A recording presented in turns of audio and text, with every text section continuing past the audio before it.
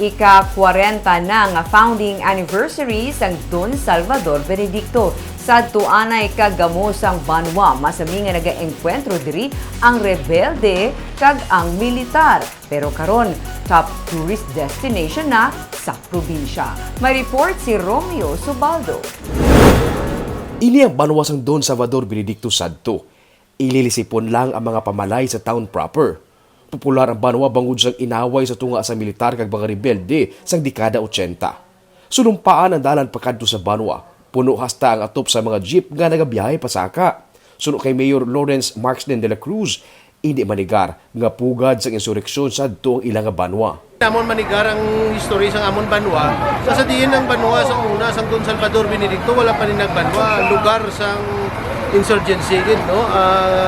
Tuod kag sa tuod gani mga early days sang amon kapiestahan, kalikalihan Harvest Festival kag anniversary sang banwa.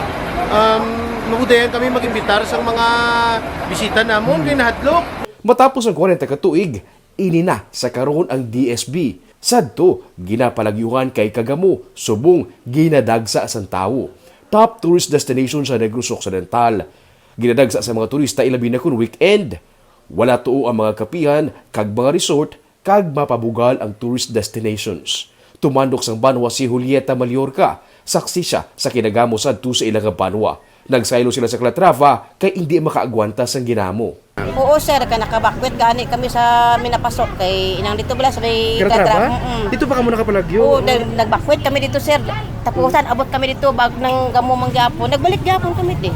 Matapos ang 3 ka bulan, balik sila sa DSB, ang lugar kung sa diin siya ginbunag. Sa duanay, nagatrabaho siya sa pagpangilamon sa kampo, pero subong, nagaluto na siya sa mga kakanin, kag ginadeliver sa mga kalanaan kag kapihan. High blood ko, nagyaya ko bata, nagpuli ko kay among gyapon hindi na ko bantay bata kada na high blood.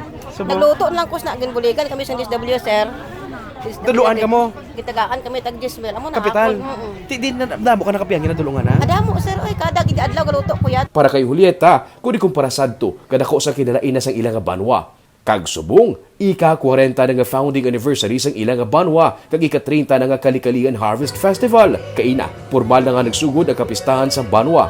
Ginpatilaw ang mga tumalanaw kung ano ang masaksihan sa masobra isa ka semana nga selebrasyon. Highlights sa kapistahan, ang linay sang kalikalihan.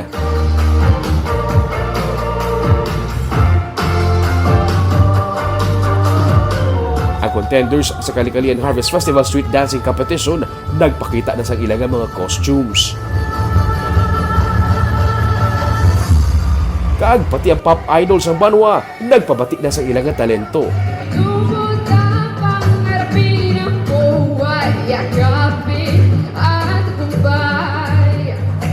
Suro sa alkalde, world-class ang ilang production. Nagalaom siya nga sa pag-uswag sa ilang banwa, magauswag man ang pangabuhi sa mga Salvadorians. Kabaytan ni ang mga kasimanwa nakon, fellow Salvadorians, makabahin git no sa pagkasenso sang amon banwa. Kag emo na sinasiling ko opportunities no in the tourism industry is already here. So I want every Salvadorian to be part of that and earn income from that and part of the progress. May mga sporting events man sa banwa, parehos na lamang sa airsoft, boxing, drone racing kag enduro trail cross competition. Pwede ma-check ang ilang page nga Don Salvador Benedicto para sa calendar of events tubtub Pebrero 9 nga amo ang highlights naman sa ilang kapistahan.